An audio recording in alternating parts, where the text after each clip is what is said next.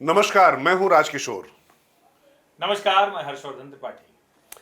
और इस समय भारत में मंथन चल रहा है भारतीय जनता पार्टी में कि उसका नया अध्यक्ष कौन होगा। और इस बीच प्रधानमंत्री नरेंद्र मोदी 5 देशों की बहुत महत्वपूर्ण यात्रा पर हैं, जिसमें ब्रिक्स की भी मीटिंग है। और ऐसे देशों में जा रहे हैं जो साउथ ग्लोबल की जो अवधारणा भारत की है उसको मजबूत करती है, और कैसे विकासशील देशों का एक पूरा समुच्चय विकसित देशों के सामने खड़े होकर अपने अधिकार के लिए बात करता है, और उस पर एतबार उनका नरेंद्र मोदी पर है, और उसमें भारत के भी हित जुड़े हैं, उस पर भी चर्चा करेंगे। और साथ ही बात होगी कि कैसे दो फेल युवराज कलंकित कर रहे हैं ठाकरे परिवार की प्रतिष्ठा को। उन्होंने अपनी असफलता को छिपाने के लिए एक बार फिर से भाषाई विवाद को जो हवा देने की कुत्सित कोशिश की है, उसमें खास बात यह है कि कहते हैं ना कि जो तटस्थ रहेगा उनका भी इतिहास लिखा जाएगा। तो वहां पर कांग्रेस भी बैठी हुई है, वहां पर उद्धव ठाकरे और राज ठाकरे की बात हो रही है, और ये दोनों लोग भाषाई विवाद को जब वहां पर तूल दे रहे हैं, तो बिहार में चुनाव भी है और बिहार में भी इसकी गूंज सुनाई पड़ेगी। और इसके साथ ही नहीं सब आप ये पता नहीं क्या हर दिन ऐसे नहीं चलेगा। आज आप साफ साफ बता दीजिए भाजपा का अध्यक्ष कौन बनेगा। ये आप पता नहीं मतलब सीधे सीधे बताइए। ये वाला नहीं चलेगा, रोज वही बात करके और हम लोग जो ठीक है उस सब पे बात करेंगे, ठीक है। लेकिन आज पहले चर्चा इसी पर। और हमने तो सुना कि आपने एक दो अध्यक्ष कुछ जीरो इन करवा दिया है। नहीं नहीं, मैंने नहीं करा दिया है। दरअसल मेरी कोई ऐसी हैसियत नहीं है ना कि हम कोई अध्यक्ष बनवा पाएं या कुछ कर पाएं, लेकिन हाँ, अध्यक्ष के तौर पर अभी मेरी बात हुई थी। भारतीय जनता पार्टी राष्ट्रीय स्वयंसेवक संघ में काफ़ी प्रतिष्ठित नाम है, आप जानते हैं, राम बहादुर राय जी वरिष्ठ पत्रकार हैं। और उन्होंने जब हम बात कर रहे हैं तो उन्होंने 2 नाम दिए। उन्होंने कहा कि धर्मेंद्र प्रधान या भूपेंद्र यादव में से कोई एक बनेगा, नाम तय हो चुके। और उन्होंने बहुत अधिकार के साथ और एतबार के साथ कहा कि ये फैसला हो चुका है। अब चूंकि उन्होंने कहा है वो अलग बात है। अच्छा, मेरे पास एक नई जानकारी आई है। नाम आपने भी तो चलाया। नहीं, मैंने नहीं चलाया, मेरे पास एक जानकारी आई, और ये जानकारी इस लिहाज से आई है और वो बड़ा गेम चेंजर भी माना जा रहा। इसके पीछे बड़ा सरप्राइजिंग नाम है। एक शहीद बीएसएफ के थे और सांसद भी रह चुकी हैं, वो हैं हरियाणा से डॉक्टर सुधा यादव। वो रेवाड़ी से जब 99 कारगिल वार हुआ था तो आपको याद होगा कि उस समय नरेंद्र मोदी जी वहां पर प्रभारी होते थे वहां पर। उस समय उनको टिकट दिया गया था। और मुझे आज भी याद है कि कैसे वहां पर रेवाड़ी में जब जनसभा हुई थी, अटल बिहारी वाजपेयी प्रधानमंत्री थे, तो जिसको कहते हैं कि शहीदों की प्रतिच्छाया में पूरी वो अटल बिहारी वाजपेयी की जनसभा रेवाड़ी में हुई थी। मैं उसको कवर करने गया था, हर्षवर्धन। और उस समय जो सुखबीर सिंह, जो उनके पति शहीद हुए थे करगिल में, उनकी पत्नी थी सुधा यादव। उनको लड़ाया गया था और राव इंद्रजीत को उन्होंने हरा दिया था। उसके बाद हालांकि वो नहीं जीत पाई, लेकिन वो पार्लियामेंट्री बोर्ड में है। तो जो तमाम जो बातें कही जा रही हैं हर्षवर्धन, पार्लियामेंट्री बोर्ड के जरा मतलब समझाइए, तब समझ में आएगा। हाँ, कि देखिए, पार्लियामेंट्री बोर्ड का मतलब आप ऐसे समझ लीजिए कि जैसे सरकार में सीसीएस या सीसीईए, इस तरीके की जो कमेटियां होती, कैबिनेट कमेटियां ऑन सिक्योरिटी, कैबिनेट कमेटियां ऑन इकोनॉमिक अफेयर्स, और उस पर पीएमओ के इर्द गिर्द सारी चीजें घूमती है। तो पार्लियामेंट्री बोर्ड, ये मान लीजिए कि भारतीय जनता पार्टी की सर्वोच्च इकाई है, जिसमें मुख्यमंत्रियों के फैसले, और तो और जान लीजिए प्रधानमंत्री का फैसला, और जितने भी फैसले बड़े होते हैं संगठन को लेकर, वो पार्लियामेंट्री बोर्ड ही मोहर लगाता है। उसमें डॉक्टर सुधा यादव को लाकर पहले से जैसे ग्रूमिंग की जा रही हो, तैयार किया जा रहा है। यूं भी समझिए कि उसी पार्लियामेंट्री बोर्ड से बाहर निकालकर मार्गदर्शक मंडल तैयार किया गया था। उसी पार्लियामेंट्री बोर्ड से शिवराज सिंह चौहान और नितिन गडकरी जैसे दिग्गज आउट हुए थे। तो उसकी ताकत आप समझिए। उसमें सदस्य के तौर पर हैं सुधा यादव जी। और मैं नहीं कह रहा हूँ, ये राजकिशोर कह रहे हैं, क्योंकि मैं इस पे थोड़ा सा कमजोर हूँ इस पक्ष पे। तो ये कह रहे हैं नहीं, दरअसल ये कमजोर नहीं है, मैं आपको बता दूं, दरअसल ये सहमत नहीं है और इनको लगता है कि ऐसा नहीं हो सकता। अच्छा, मेरा यहाँ सहमत या असहमति का प्रश्न नहीं है। मेरा यह है कि जिन नामों को राम बहादुर राय जी ने बताया, अगर उन पर राष्ट्रीय स्वयंसेवक संघ की सहमति नहीं बनती या पार्टी में सहमति नहीं बनती है, तो उसके बाद क्या कोई एक ऐसा नाम, क्योंकि 2029 का चुनाव महिला देखिए एक बात अच्छा, पर मैं पर सहमत हूँ, नाम तो मुझे नहीं पता है और ये मैं स्पष्टता से कहता हूँ, लेकिन मेरा ये मानना है कि आज की स्थिति में भारतीय जनता पार्टी का जो राष्ट्रीय अध्यक्ष है, सबसे मतलब जितने पैमाने हैं उन सब पर अगर कसें तो सबसे ठीक जो दावेदारी है वो किसी महिला की है। आप नारी शक्ति वंदन अधिनियम कह लीजिए, 2029 में चुनाव होगा, ठीक है अभी का अध्यक्ष 3 ही साल रहेगा, लेकिन वो आगे की बात, लेकिन इस वक्त की स्थिति कहें।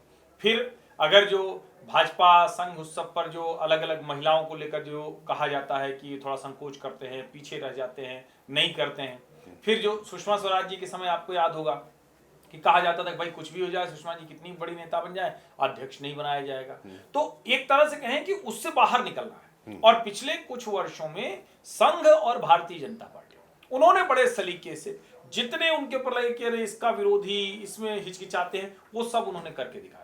तो नाम तो मैं मतलब मेरी सहमति असहमति का कोई मतलब नहीं है, लेकिन हाँ महिला हो सकती है। अब राम बहादुर राय जी, भूपेंद्र यादव और धर्मेंद्र प्रधान, ये दोनों नाम पहले से चल रहे थे, दोनों अमित शाह के अति विश्वस्त हैं, तो इसमें कोई ऐसा है नहीं, और दोनों अलग अलग तरह से काम करते रहे। उसमें धर्मेंद्र प्रधान का नाम थोड़ा ज्यादा मजबूती से भी चला, तो ये सब है। और कुछ लोगों ने बीच में चलाया, वो निर्मला सीतारमण, डगुवती पुरंदेश्वरी, वनिति श्रीनिवासन, लेकिन मुझे नहीं लगता कि दक्षिण भारत से भारतीय जनता पार्टी का अध्यक्ष बनाकर कोई रणनीतिक फायदा होने वाला है, ऐसा होता नहीं है। तो ढेर सारे जो नाम आए हैं उसमें ये नाम भी जोड़िए, और भारतीय जनता पार्टी का अध्यक्ष, चूंकि मोदी जी चले गए विदेश दौरे पर, तो अब जाहिर है कि उसके बाद ही तय होना है, लेकिन मोटा मोटा अब राष्ट्रीय अध्यक्ष बनने के लिए तय हो गया है। चूंकि उत्तर प्रदेश का अध्यक्ष नहीं बना, तो ये भी एक वजह है।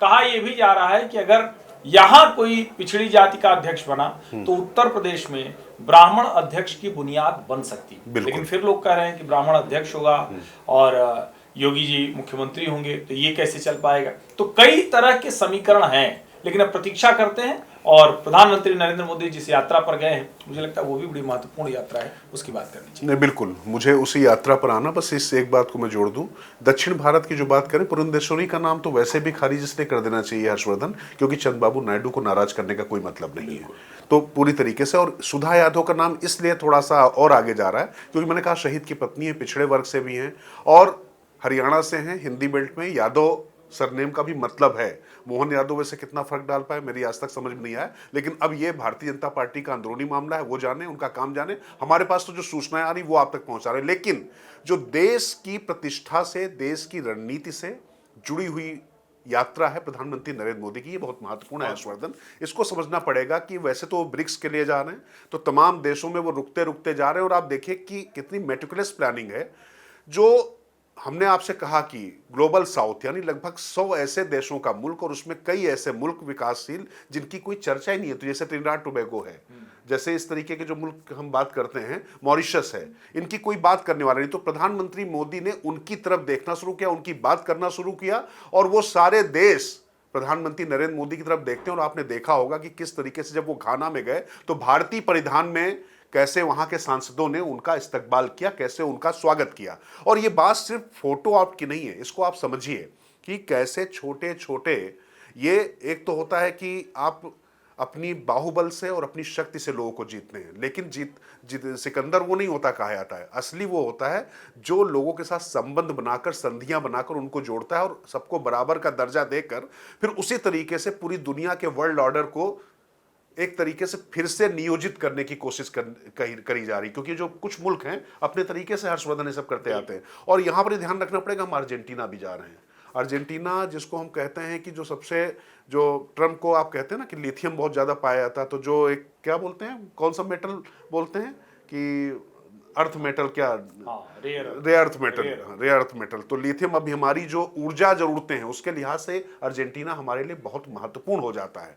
तो ये जो यात्रा है, आप ये मत सोचिए कि ये सिर्फ कुछ खबरें हैं या कुछ सुर्खियां हैं या कुछ सम्मान है। वास्तव में ये भारतीय जो रणनीतिक जो शक्ति है, इसमें हमारी रक्षा जो क्षमताएं हैं उसके लिहाज से भी बहुत सारी चीजें जुड़ी हुई है। हमारी जो ब्रह्मोस मिसाइल के लिए भी कुछ चीजें चाहिए होती हैं, वो भी इस यात्रा से जुड़ी हुई है, ध्यान रखना पड़ेगा। तो ये आलोचनाएं और तमाम चीजें होती रहेंगी, लेकिन मुझे लगता है कि ये जो भारत का यशगान है वो बहुत जोरदारी के साथ करना चाहिए। और ये जो प्रधानमंत्री नरेंद्र मोदी जो जा रहे हैं वो घूमने सैर सपाटा करने नहीं जा रहे, ये ध्यान रखिएगा। एक नई तरीके की संधियां हो रही हैं और इन संधियों में जो छोटा छोटा करके कहते हैं ना कि बिंदु बिंदु से सिंधु बनता है, उस दिशा में ये डॉट जोड़े जा रहे हैं। हर्षवर्धन, देखिए, ये इसका इतना दबाव है कि 24 देशों ने उनको अपना प्रधानमंत्री नरेंद्र मोदी को सर्वोच्च सम्मान दे दिया, तो जयराम रमेश को भी बताना पड़ा कि अरे इंदिरा गांधी जी पे डाक टिकट जारी हुआ था। तो अरे भाई, इंदिरा गांधी जी हमारे देश की बड़ी प्रधानमंत्री थी, बहुत शक्तिशाली नेता थी,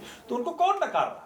आज की चर्चा होगी ना, पीछे पलट के इंदिरा जी थोड़ी ना आएंगे अब नरेंद्र मोदी के सामने। कई बार मैं कांग्रेस के लोगों को समझाता हूं कि आप नेहरू जी इंदिरा जी की बात करते हैं, ठीक है, वो हमला करने के लिए भाजपा वाले करें, आप जब करते हैं तो न नेहरू जी अब आने वाले हैं न इंदिरा जी आने वाली, तो आज के समय में तो राहुल गांधी जी हैं। अब वो जो करेंगे उसी से तय होगा।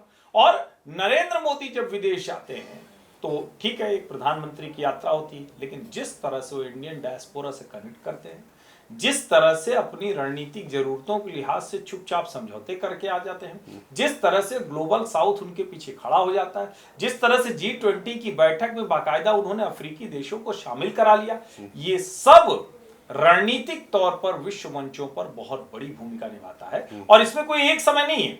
जब कोविड का समय आया, चाइनीज वायरस का समय, तो हमने वैक्सीन मैत्री करके इसी को किया। तो ऐसी बहुत सी चीजें हैं जो इसमें हो रही होती है। और बड़ा सुंदर दृश्य था वहां की संसद में जब वो बोल रहे थे और कोई मतलब भारतीय परिधानों में लोग आए हुए थे, तो आनंद भी आ रहा था, हंसी मजाक का भी माहौल था, बड़ा सुंदर दृश्य था।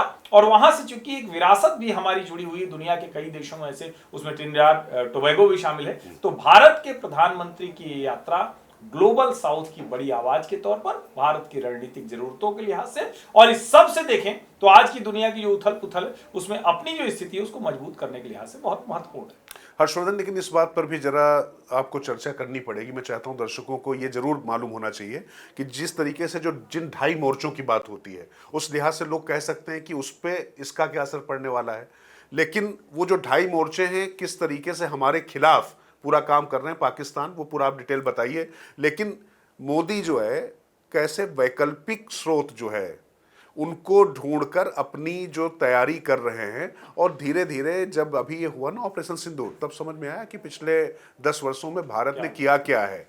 ऐसे नहीं पता चला, जब आपको कसौटी पर जब परखा गया तो आप वहां पर असफल नहीं थे, आपने लगातार तैयारियां की। एक बात ध्यान रखिए, निरंतरता बहुत आवश्यक है, कंसिस्टेंसी किसी भी राष्ट्र के लिए और राष्ट्राध्यक्ष के लिए सबसे ज्यादा आवश्यक है कि वो दूरदृष्टि रखे, और जहां से भी थोड़ा भी हित भारत को हो सकता है, वो चाहे कूटनीतिक तौर पर, और ये सिर्फ कूटनीतिक तौर के साथ साथ में सामरिक तौर पर भी बहुत महत्वपूर्ण है। इसको मुझे लगता है हर्षवर्धन आपको बेहतर तरीके से समझाएंगे। जिस तरह से ऑपरेशन सिंदूर के दौरान हमने तुर्की के हथियार, चीन के हथियार और अमेरिकी हथियारों से लैस पाकिस्तान को पीटा, और उसके बाद अभी जो डिप्टी चीफ हैं राहुल सिंह, उन्होंने जो बात कही, उन्होंने कहा कि दरअसल चाइना लाइव अपडेट कर रहा था, चीन लगातार बता रहा था, तुर्की से आर्मामेंट, आर्म्स, एमुनिशन उसके बीच में आए, ड्रोन और मिसाइल के वो पायलट्स आए। इसका मतलब क्या हुआ? इसका मतलब ये है कि दुनिया में जिसकी बात होती है कि भारत क्या इस खतरे से निपट पाएगा,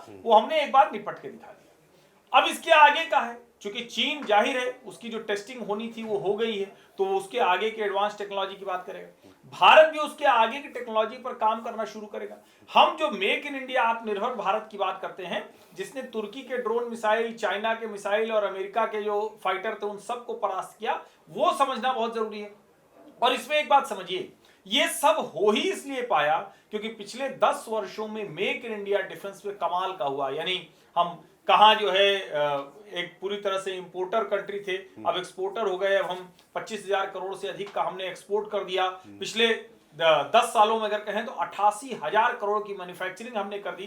टॉप 100 डिफेंस मैन्युफैक्चरिंग जो कंपनीज हैं उनमें भी भारत की 3 कंपनियां हैं। ये छोटी बात नहीं, डिफेंस का कारोबार भारत में बिल्कुल नहीं था। HAL हो या DRDO हो, उसकी जो भूमिका निकल कर आई है, ये कमाल की बात है। छोटी सी बंदूक से लेकर आर्मर्ड व्हीकल से लेकर मिलिट्री ट्रक से लेकर रडार से लेकर सिमुलेटर से लेकर जितनी भी चीजें आपको ध्यान में आ रही हैं, वो सब लोग मांग रहे हैं। और लोग कह रहे हैं भैया कुछ नहीं तो अपना एयर डिफेंस सिस्टम, आकाश तीर हमें दे दो। ये सब हो रहा है। और सोचिए, जिस तुर्की को हमने भूकंप आने पर इतनी मदद की, वो तुर्की बेईमान निकल गया। लेकिन अब क्या कहेंगे, पाकिस्तान तो जब ईरान की पीठ में खंजर घोंप दिया मुस्लिम, उस वक्त उसको मुस्लिम उम्मा नहीं समझ में आया।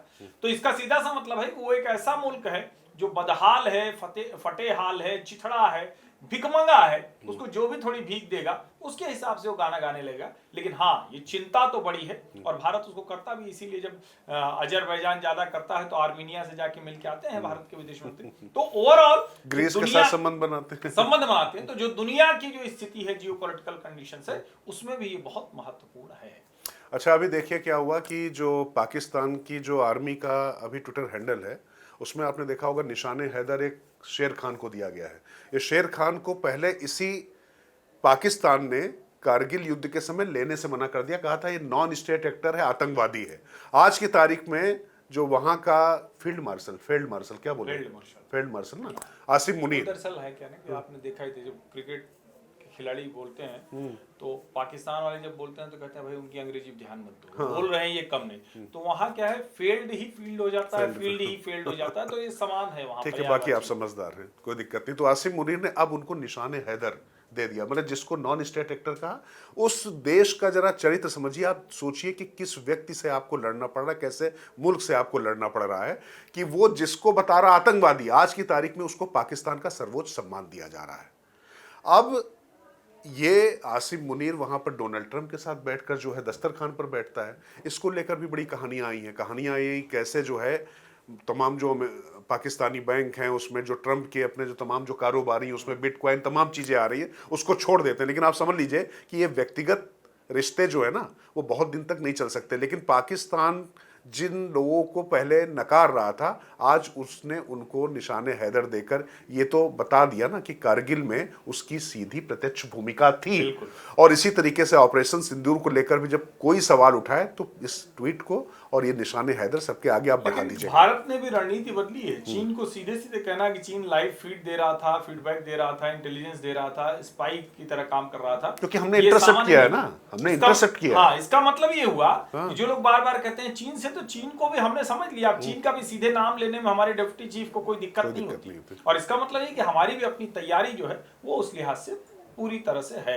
नहीं, देखिए आप एक चीज तो समझेंगे ना, अभी देखा ना कि F-35 लॉक हुआ पड़ा है ना, आए ना इंग्लैंड वाले, खोलने नहीं खुल पा रहा ना, कबाड़ करके ले जाएंगे, तोड़ के ले जाएंगे। तो कैसे हो गया? अब वो कहानी भी आप लोग समझदार हैं, समझिए, इतना जान लीजिए कि कुल मिला के अगर हमने किसी चीज को यहाँ पर लॉक किया है तो फिर वो ओपन नहीं हो पा रही है। तो एयर डिफेंस सिस्टम जो भारत का आकाश तीर है, पूरी दुनिया अगर उसकी दीवानी है, तो डिफेंस सेक्टर अगर हमारा खुल रहा है तो इन्हीं सब वजह से खुल रहा, हमारे इन वैज्ञानिकों की वजह से, हमारे इन राजनेताओं की वजह से, जिनको हम अक्सर बहुत आलोचना के केंद्र में रखते हैं। लेकिन निश्चित तौर पर अगर राजनेता और अगर हमारे प्रधानमंत्री इस तरीके से फैसला ना लिए होते हर्षवर्धन, तो ये सब दुस्वप्न, मतलब ये स्वप्न ही था, दिवा स्वप्न था। दुस्वप्न तो नहीं, दिवा स्वप्न था। लेकिन अब जरा हर्षवर्धन जो है, राष्ट्र की बात हुई, लेकिन अब जरा महाराष्ट्र चलते हैं, और महाराष्ट्र के बाद फिर थोड़ा बिहार भी चलेंगे, क्योंकि बीच में आपने रोक दिया था, चूंकि अध्यक्ष पद को लेकर थोड़ी आतुरता थी, तो उस पर चर्चा हम लोग कर रहे थे। परंतु महाराष्ट्र में जो हो रहा है, इसको आप समझिए कि कैसे असफल और जो कायर लोग, और मैं फिर एक बात कह रहा हूं कि मराठाओं ने कभी भी कायरों को अपना सिरमौर नहीं बनाया, उनको हमेशा तजा ही है, उनको हमेशा तिरस्कृत किया है, बहिष्कृत किया है। और बाला साहेब ठाकरे के खानदान में ये कैसे कुल कलंक पैदा हुए हैं, मुझे कहने में कतई बिल्कुल हिचक नहीं हो रही है कि उद्धव ठाकरे को हमने बकरी की तरह मिमियाते हुए देखा है शरद पवार और कांग्रेस के सामने, जब वो वहां पर मुख्यमंत्री पद के लिए वहां पर चक्कर लगा रहे थे। और राज ठाकरे, जब ये पूरी इनकी राजनीति असफल हो चुकी है, तो इन्होंने फिर विष के बीज वहां पर बोने की जो शुरुआत की है, और दोनों लोग एक मंच पर आते हैं, तो बाला साहेब ठाकरे की तुलना में राज ठाकरे क्रेडिट देते हैं देवेंद्र फडणवीस को, कि जो काम बाला साहेब ठाकरे नहीं कर पाए वो काम देवेंद्र फडणवीस ने कर दिया, मतलब दोनों भाइयों को एक कर दिया। अब सवाल यह है कि ये बाला साहब ठाकरे के लिए सम्मान की बात है या उनका उसी मंच पर अपमान हो रहा था हर्षवर्धन। और जिस तरीके से चुन चुनकर मारवाड़ियों को, हिंदी भाषियों को वहां पर मारा गया, और उसके बाद अब यह कहा जा रहा है कि ये और बढ़ेगा, एक तरीके से पूरा जो है अनरेस्ट की बात कर दी गई है। देवेंद्र फडणवीस का बयान आया कि ठीक है, मराठी का सम्मान है, बिल्कुल होना भी चाहिए, लेकिन देवेंद्र फडणवीस क्या मराठा ना होने के चलते मराठी संस्कृत के तो संवाहक बनते हैं, लेकिन इस मुद्दे पे क्या उतना मुखर नहीं हो पाते हैं कैसा लगता है, आप इस पूरी परिस्थिति को कैसे देखते हैं? राजेश्वर, मुझे लगता है कि देवेंद्र फडणवीस महाराष्ट्र के सबसे बड़े नेता हो गए हैं, ये तो साबित कर दिया राज ठाकरे ने। हाँ। अगर राज ठाकरे कह रहे हैं कि जो काम बाला साहब ठाकरे नहीं कर पाए वो देवेंद्र फडणवीस ने कह दिया, तो एक तो ये साबित हुआ। ठीक बात है। नंबर 2 क्या है? नंबर 2 ये हुआ, इसका मतलब कि ये दोनों भाई बहुत ही मतलब संस्कारहीन हैं कि इनके पिता या चाचा वो प्रयास करते रहे कि दोनों भाई जुड़ जाएं, वो नहीं जुड़े। कब जुड़े? जब देवेंद्र फडणवीस बड़ा हो गया, जब उनके सामने इतनी बड़ी चुनौती हो गई, वो किसी लायक नहीं रह गए, तब जुड़े। तो दूसरा मसला, यानी पहला तीसरा फडणवीस महाराष्ट्र के सबसे बड़े नेता, दूसरा इनका अपना संस्कार नहीं था कि अपने बाप दादा की चाचा की भी सम्मान करते। तीसरा, जो आपने कहा कि सत्ता के लिए उद्धव ठाकरे का व्यवहार, सेकुलर शब्द ऐसा था कि अभी जाकर जो ये बातचीत हुई इसमें मराठी हिंदू बोल पाए। अब हिंदू तक कब तक पहुंचेंगे पता नहीं। कई बार तो हमको भी लगता है कि दोनों ये भय करेंगे क्या कि आपस में जुड़ेंगे, सब कुछ करेंगे, लेकिन दोनों का अहंकार और बॉडी लैंग्वेज जो है बहुत दिन तक साथ तो चलेगी नहीं। तो पता चलेगा कि दोनों फिर भाजपा से कहेंगे देखो अब तो हम हिंदू हो गए, हमको साथ में नहीं। देखिए, ये भी तो एक खतरा हमको दिख रहा है। नहीं खतरा है, लेकिन इनको लेना चाहिए क्या? मतलब ये एक बात बताइए। नहीं देखिए, इस पर तो मुझे लगता है कि जितनी छिटपुट गलबैया राज ठाकरे के साथ भाजपा ने की है उससे उसको बचना चाहिए। वो भले ये कहें कि हमारे लिए एक फैक्टर है, पॉलिटिकल फैक्टर है, और मेरा बड़ा स्पष्ट मानना है, देवेंद्र फडणवीस ने बयान बड़ा स्पष्ट दिया है, साफ साफ दिया है, कार्रवाई भी हो रही है, FIR भी हो रही है, लेकिन जिस तरह की गुंडागर्दी हो रही है, जब तक ऐसी गुंडागर्दी करने वालों के साथ उदाहरण नहीं प्रस्तुत होगा, कानून का डर नहीं प्रस्तुत होगा। और देखिए एक बात बड़ी अच्छी, मराठा लोग निकल रहे हैं, हाँ, मराठी समाज सबसे महत्वपूर्ण बात है। मीरा भाईंदर में मराठियों ने बहुत बड़ी सभा की और उन्होंने कहा कि हम नहीं होने देंगे। मीरा भाईंदर की पूरी दुकानें बंद हुई, हालांकि वहां गैर मराठी ज्यादा है मीरा भाईंदर में, लेकिन फिर भी जो मराठी थे वो भी खड़े होकर हमारा धंधा खराब कर रहे हैं। वो कह रहे हैं कि हमको जिसने काम दिया हुआ है वो पिट रहा है, हम जिसके यहाँ काम कर रहे हैं वो पिट रहा है, क्योंकि अब वो स्थिति नहीं है कि यहां से जाकर कोई मराठी के यहाँ ही काम कर रहा है, मराठी के यहाँ गैर मराठी काम कर रहा है, गैर मराठी का कारोबार इतना हो गया कि उसके यहाँ मराठी काम कर रहा है। ये दोनों स्थितियां समझनी है। और जो सबसे अच्छी बात है कि ये महाराष्ट्र में शायद पहली बार हुआ होगा कि इस तरह से मराठियों ने खड़े होकर कहा कि गैर मराठी पर यह अत्याचार नहीं चलेगा। लगभग मराठी ये नहीं करता है, ये शिवसेना की आदत रही, भाजपा के साथ आए तो सुधरे, फिर ये राज ठाकरे की आदत है कि वो कुछ कर नहीं पाते हैं, लेकिन इसका विरोध करना ये बड़ी बात है। और एक जो और इसमें मतलब मैं सिल्वर लाइनिंग देखता हूं कि इसको आप यूं भी देख सकते हैं कि ये तीनों जो हैं, देवेंद्र फडणवीस, एकनाथ शिंदे और अजीत पवार, इनके लिए इस चुनौती से निपटने का कोई रास्ता खोजना होगा तो इनको गैर मराठियों के साथ जो कहते हैं सहानुभूति कह लीजिए, उनके अधिकार कह लीजिए, उनकी रक्षा कह लीजिए, वो करना ही पड़ेगा। लेकिन एक सवाल देवेंद्र फडणवीस से थोड़ा आता है, महाराष्ट्र के आप सबसे बड़े नेता हो गए, व्यवहार भी उस तरह से करिए ना। बाला साहब ठाकरे और शरद पवार जैसे दिग्गज नेताओं, और उसमें शरद पवार तो अभी हैं, उनके रहते आप इतने बड़े नेता हो गए, तो आपको समझिए कि क्या अवसर है। और बाबूराव विष्णु पराड़कर, हरिनारायण आप्टे, गणेश अगरकर, ऐसे लोग जो मराठी होते हुए भी जिन्होंने हिंदी साहित्य के लिए इतना काम किया, बाल गंगाधर तिलक जिनका गणेशोत्सव क्या हिंदी क्या, ये सब हिंदू वो शब्द था, ये हिंदी और हिंदू में बांटने वाले कहां से आ गए। और जब राज ठाकरे कहते हैं वो पिछड़े राज्य हैं, तो आप उसको भी जरा देखिए, जो पिछड़े राज्य के लोग हैं वो जाके कह रहे हैं, और आज जाकर उद्धव ठाकरे को बोलना पड़ा कि घाटी, कोंकणी, सारे जो मराठी हैं वो एक हो जाए। ये भी समझिए आज तक ये नहीं कर पाए थे, जो कह रहे थे कि हर तरह का जो भेद है। तो मुझे लगता है कि ये कमजोर लोग थे, बहुत कमजोर हो गए थे, इसलिए आपस में आए, लेकिन क्या आपस में आकर बहुत कुछ कर पाएंगे क्या, ये बड़ा सवाल है। देखिए हर्षवर्धन, इस पर तो आऊंगा, लेकिन इसका मुझे लगता है जो सबसे जो इम्पोर्टेंट जो जवाब दिया है वहां पर नारायण राणे के बेटे नीतीश राणे ने पूछा ना कि भाई जो टोपी लगाने वाले हैं, जो दाढ़ी वाले लोग हैं, सीधे सीधे उनका इशारा मुसलमानों की तरफ था, क्या वो मराठी बोलते हैं?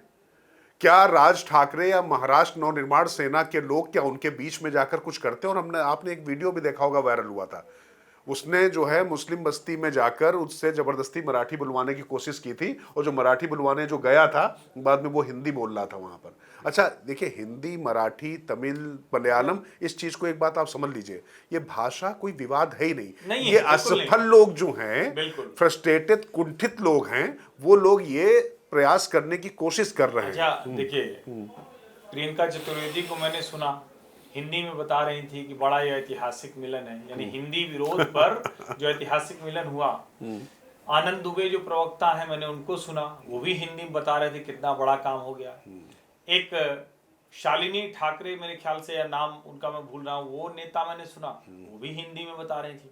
हमारे एक सामाजिक परिवार के मित्र, उन्होंने मैसेज किया सुबह सुबह कि हमारे विदर्भ में तो 2 मराठी मिलते हैं तो हिंदी में ही बात करते हैं। मैं 4 साल मुंबई रहा हूँ, हिंदी में ही बात होती है, और मराठी में जब बात होती है तो हिंदी वाले को कोई दिक्कत नहीं होती, हिंदी में जब बोलता है तो मराठी वाले को कोई दिक्कत नहीं होती। और मैं फिर कहता हूँ, मराठी गुजराती तो ऐसी भाषाएं हैं कि 1 हफ्ते रहिए तो आप गुजराती सीख जाते हैं, मतलब समझने के लिहाज से। बोलना तो थोड़ा कठिन होता है किसी भाषा को।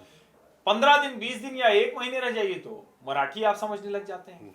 कोई जल्दी ना बोले, आराम से बोले तो समझ जाते हैं।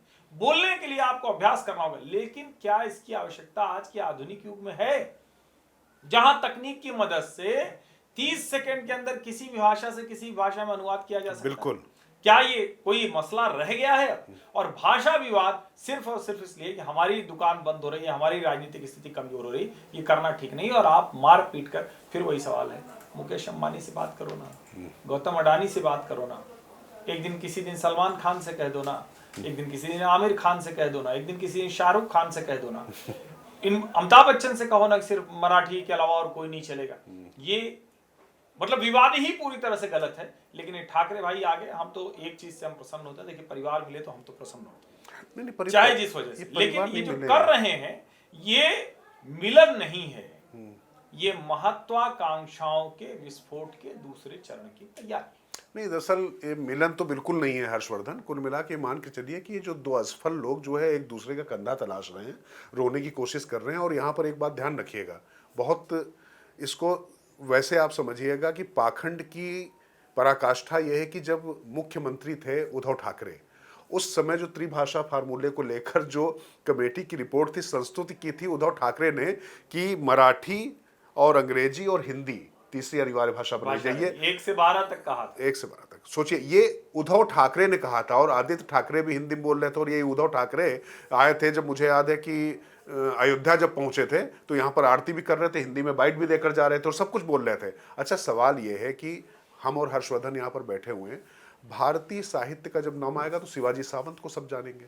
मराठी साहित्य बात होगी, बिना युगंधर पढ़े हुए, बिना मृत्युंजय पढ़े हुए, बिना छावा पढ़े हुए आप क्या अपने आप को मान सकते हैं कि भारतीय साहित्य का आपने अर्श देखा है? लेकिन इसको आपने तमाम दूसरी भाषाओं में अनुदित करके, अनुवाद करके ही पढ़ा। और सबसे ज्यादा, अगर जितनी मराठी में प्रतियां नहीं छपी हैं हर्षवर्धन, उससे ज्यादा जो है हिंदी में छपी हैं। ये ध्यान रखना पड़ेगा। दूसरी भाषाओं में भी छपी हैं, अंग्रेजी में भी छपी हैं। और सबसे बड़ा सवाल तो ये है ना कि छत्रपति शिवाजी हिंदवी स्वराज्य था या मराठी स्वराज्य था? बिल्कुल। छत्रपति शिवाजी क्या सिर्फ मराठियों के हैं, ऐसा कभी था क्या? उनके मन में जो कल्पना थी, वो जो सोचते थे, क्या वो इसके लिए सोचते थे? ये खतरनाक तरीके की राजनीति हो रही है। और मैं फिर कह रहा हूं, देवेंद्र फडणवीस जी थोड़ा तो कड़ाई करिए। मैं जानता हूं राजनीतिक तौर पर निर्णय लेना कठिन होता है, दोनों ठाकरे इकट्ठा हुए हैं तो आपको हुड़दंग का, मारामारी का वो सब डर है, वो सबको ये डर होता है। अच्छा, बंबई जाए कि ना जाए? नहीं, बिल्कुल आराम से जाइए, खूब जाइए। अभी ओंकार केडिया अपने सामाजिक परिवार के सदस्य जानते हैं, आपके भी मित्र हैं, हमारे भी मित्र हैं, बड़े वहां पर वो बिजनेसमैन हैं। और उन्होंने एक अंग्रेजी में राज ठाकरे को टैग करके ट्वीट किया, तो उनके प्रतिष्ठान पर जाके उन्होंने हल्ला बोलना शुरू। सुशील केडिया, सॉरी, ओंकार केडिया, माफ कीजिए। ओंकार केडिया दरअसल होम मिनिस्ट्री में हमारे पुराने मित्र थे, होम मिनिस्ट्री में ऑफिसर होते थे और रिटायर हो गए, तो एकदम से उनका नाम याद है, सुशील केडिया जी। हाँ, तो सुशील केडिया जी थे, उन्होंने किया। तो उनके यहाँ जाकर इन लोगों ने वहां पर तोड़फोड़ की, सब कुछ किया। उसके बाद खैर कार्रवाई हो रही, सब चीजें हो रही, जहां पर भी हो रहा है पुलिस अपनी कार्रवाई कर रही। लेकिन यहाँ पर इस थोड़ा सा बात को समझना पड़ेगा, नितेश राणे जो बात कह रहे हैं उसको भी बहुत करीब से समझिए। और ये जो 2 असफल लोग हैं ना, और इसमें लेकिन अब इसके साथ में थोड़ा सा एक और चीज, वो जो तटस्थ होकर बैठी हुई है कांग्रेस, वहां पर तेजस्वी क्या करेंगे? कांग्रेस से गठबंधन करेंगे? बिहार में क्या होगा? मतलब चूंकि ये बात तो वहां भी जाएगी। यही किया। और कांग्रेस को ही क्यों कहेंगे? तेजस्वी क्या कर रहे हैं? हाँ, लालू जी क्या कर रहे हैं? ये तो सब राज ठाकरे और उद्धव ठाकरे के लिए अभी तो, पहले तो नाराज थे, अब तो बड़ी अच्छी अच्छी बातें कर रहे थे।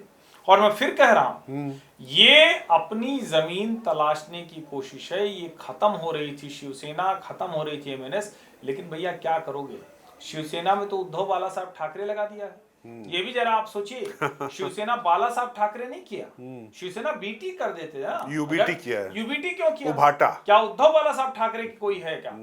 बाला साहब ठाकरे की थी और इसीलिए शिवसेना एकनाथ शिंदे ज्यादा प्रभावी होगी। बिल्कुल। और क्या एमएनएस अपना अस्तित्व विलीन करेगी उसमें? अभी तो दोनों गले वले मिल लिए, लेकिन क्या अस्तित्व विलीन करेंगे? क्योंकि अभी दोनों का कैडर, दोनों के लोग, दोनों के शाखा के लोग, दोनों के कार्यकर्ता वो भी तो चाहेंगे ना। और सारी लड़ाई वही है, बीएमसी, टीएमसी, पीएमसी, अच्छा, एनएमसी। पर बीएमसी की एक बात जरूर कहना चाहूंगा हर्षवर्धन, चूंकि आप तो रहे हैं वहां पर, अब तो 75,000 करोड़ का बजट हो गया, मतलब तमाम राज्यों का बजट नहीं होता नहीं इतना होता। जितना सिर्फ जो है बीएमसी का। लेकिन बीएमसी में 100 से ज्यादा सीटें ऐसी हो गई जहां पर जो है हिंदी भाषी गैर मराठी पूरी तरीके से तय करते हैं कौन जीतेगा।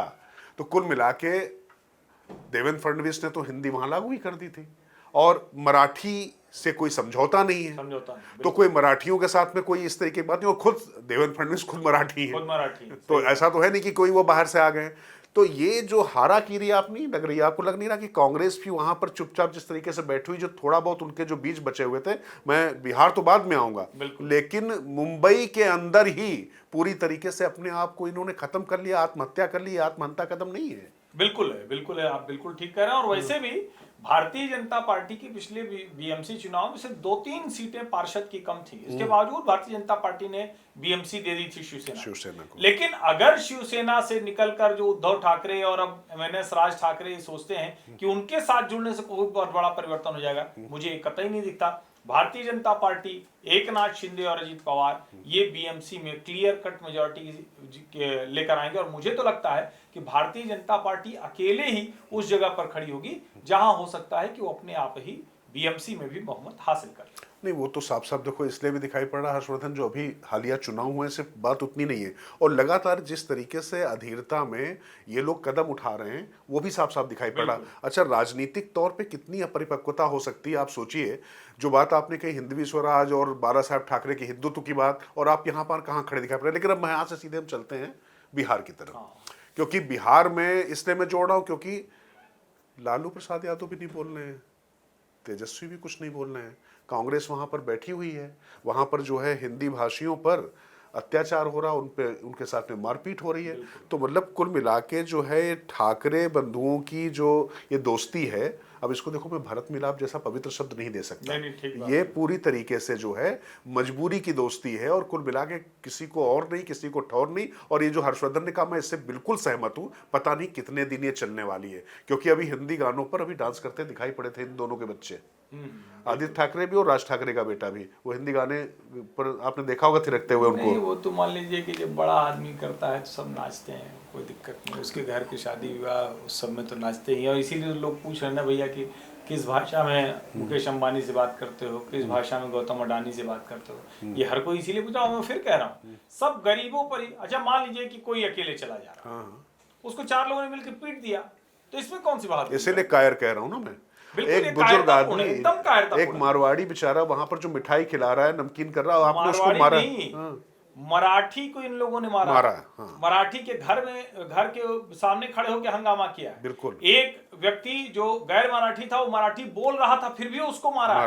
तो कुल मिला के गुंडागर्दी का, वसूली का, अपना जो कहें कि धंधा चलाने का, तो खत्म हो गया था इनको। उस गुंडागर्दी को फिर से जो है लोग खड़ा करना चाहते हैं। लेकिन मुझे लगता है कि अब बहुत सारी चीजें बदल चुकी, वो 60 के दशक वाली स्थिति है नहीं। गुजरात अलग हो चुका है, पश्चिमी कर्नाटक अलग हो चुका है, और अभी जो जिस रास्ते पे चल रहा, अभी वहां ज्यादा महत्वपूर्ण है कि जो उनकी लोक कल्याणकारी योजनाएं चल रही हो, जो विकास के पथ पर चीजें आगे जा रही, वो पूरी हो पा रही कि नहीं हो पा रही, क्योंकि वहां बहुत बड़ी चुनौतियां हैं। लेकिन मैं फिर अब आ रहा हूं बिहार पे ही हर्षवर्धन, क्योंकि बार बार हम लोग मुंबई, आपको मुंबई में दरअसल मन बहुत लगता है, चूंकि रहे हैं तो आप बार बार पहुंच जाते हैं वहां पर। थोड़ा सा खींचती तो है, ये बात तो सही है। ये तो मुझे भी खींचते, क्योंकि मुंबई की जो अपनी संस्कृति और जो पूरा जो है, मतलब शिवाजी महाराज से लेकर जब मैं तो मतलब शिवाजी सावंत नहीं, और सही मायने में अगर कहें ना, तो कोई कॉस्मो सिटी है तो वही मुंबई, हर एक के लिए अवसर है बड़ा। अगर ये मराठी सिर्फ होता तो थोड़ी ना होगा। बिल्कुल सही, वो मुंबई है, जिसमें सब है, पूरा गुलदस्ता है, भारतवर्ष है। वो समंदर में सारी नदियां समाती हैं मित्र, और समंदर जो है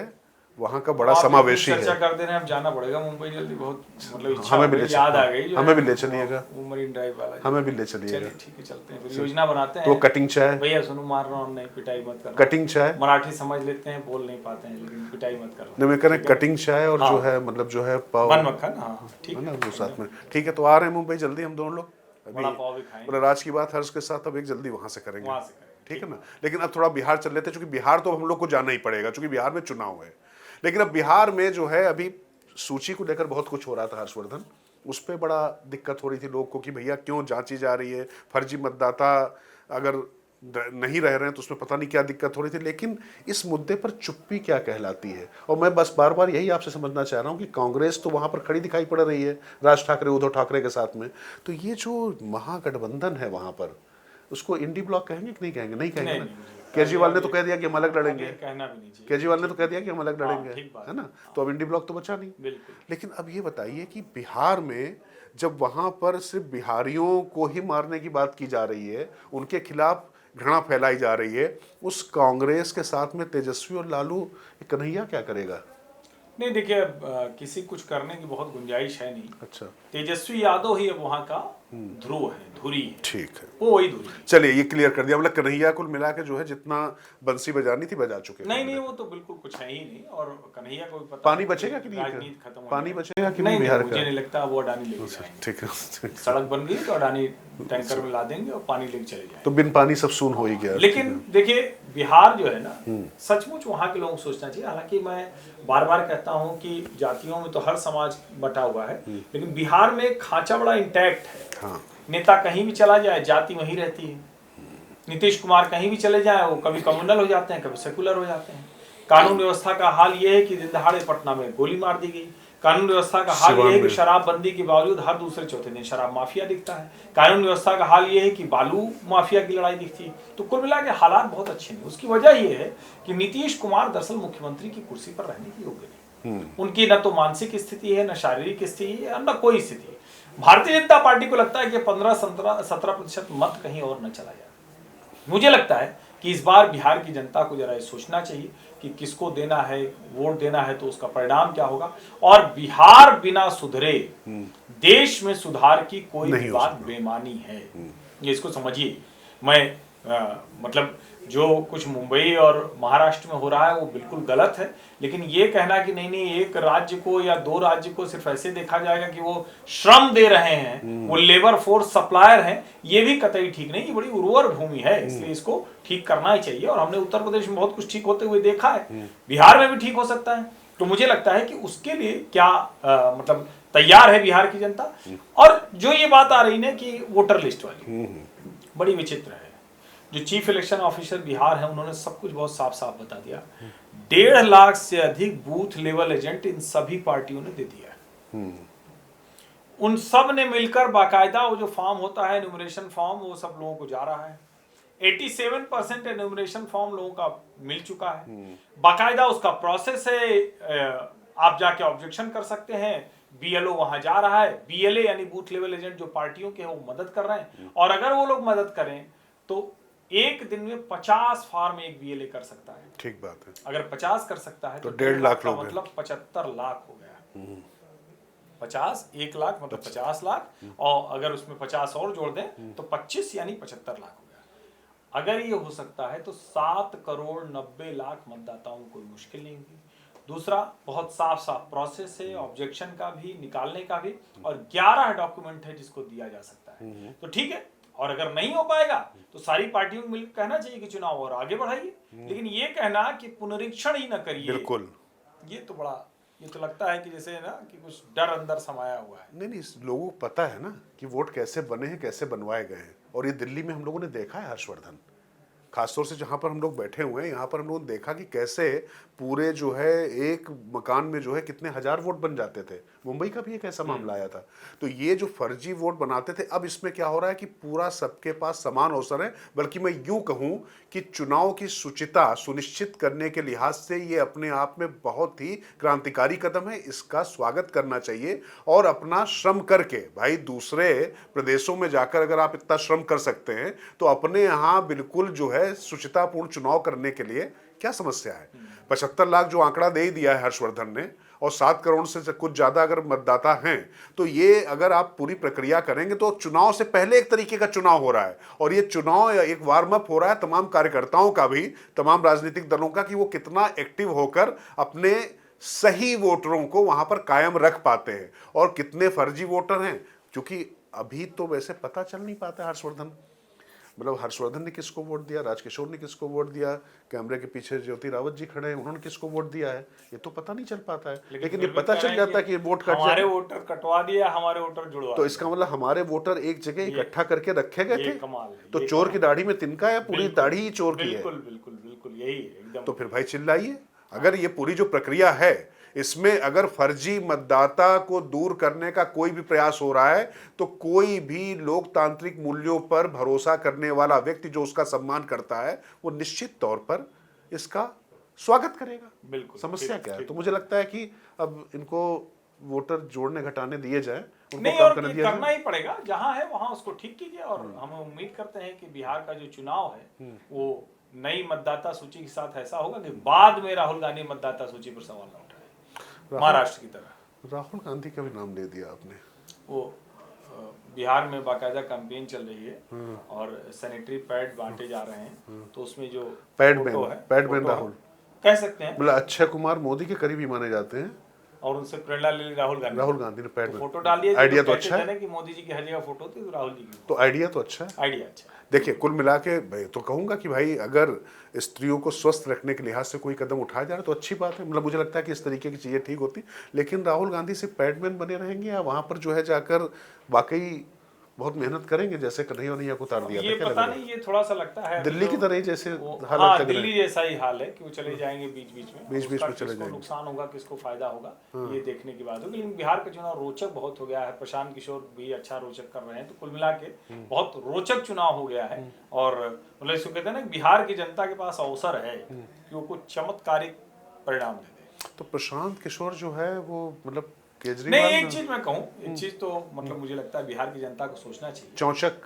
कब तक भैया तुम्हें गठजोड़ की राजनीति को वोट करो? हाँ, भाई इधर चला था ना, तो एक बार जरा किसी एक पार्टी पर भरोसा करके देखो, ठीक बात। किसी भी पार्टी पे हाँ हाँ, एक पार्टी को बढ़िया वोट दे के देखो, ठीक है, उसके जो साथी हैं उनको भी वोट दो, लेकिन एक पार्टी को इतना जम के वोट दो कि उसको दूसरे की जरूरत ना पड़े, और तब उससे जवाबदेही मांगो। बिल्कुल। अभी तो ये होता कि वो नहीं करने दे रही है, नहीं बिल्कुल, करने दे रहे हैं। दोनों कहते हैं कि नहीं हम तो बहुत अच्छा करना चाहते हैं, हम तो। आपको याद होगा जब नीतीश जी के साथ तेजस्वी उप मुख्यमंत्री बने, तो उन्होंने कहा कि हम तो बहुत कुछ कर लेते लेकिन मुख्यमंत्री नहीं थे, और नीतीश जी ने कहा कि अरे जो तुमने किया वो तो हमने कराया। तो मुझे लगता है बिहार की जनता को सोचना चाहिए कि किसी भी एक राजनीतिक दल को पूर्ण बहुमत की सरकार बनाने के लिए। पर एक बात मैं आखिरी में बस करना चाहूंगा हर्षवर्धन, तेजस्वी पे बहुत बात करना जरूरी है। कुल मिला के तेजस्वी अपने परिवार में भी स्वीकार्य नहीं है, तभी लालू प्रसाद यादव को फिर से अध्यक्ष बनाना पड़ा। वंशवादिता की पराकाष्ठा यह है कि तेजस्वी को जब पूरी तरीके से पिता ने कह भी दिया है, तो ना मीसा साथ में है, ना तेज प्रताप साथ में है, परिवार में कोई साथ में नहीं है। तो कुल मिला के परिवार तो साथ में नहीं आया, लेकिन पूरा बिहार वो साथ लेंगे। अब देखिए ये थोड़ा मुश्किल भी है, और वो लालू जी का जो चित्र चला था ना, वो चरणों में उनके बाबा साहब वाला चित्र, जो भाजपा ने आरोप लगाया था, वीडियो डाला था कि उनके, ये आरोप नहीं, वो तो सत्यता थी, वीडियो वही मैं कह रहा हूं, वो एआई वो कर कर रही था। बाबा साहब का जो अपमान किया, तो मुझे लगता है कि वो मुश्किल होगी। और एआई से बाबा साहब का आशीर्वाद अभी तेजस्वी जी ने लिया है, लेकिन जब अरविंद जी ने एआई से बाबा साहब से तेजस्वी आशीर्वाद दिया था, तो फिर क्या हुआ था ये सबने देखा है। अब देखिए बिहार में क्या होता है। चलिए, तो कुल मिला के मुझे लगता है कि अब यहीं पर हम लोग कभी चर्चा को विराम देते हैं। अगले हफ्ते फिर होगी आपसे मुलाकात, और देखते हैं कि अगले हफ्ते तक अध्यक्ष की तस्वीर भारतीय जनता पार्टी के साथ साफ होती कि नहीं होती है ये, और महिला या पुरुष, अब हम लोग और बात नहीं करेंगे, और बात नहीं करेंगे। अध्यक्ष महिला या पुरुष। चलिए, बहुत बहुत धन्यवाद।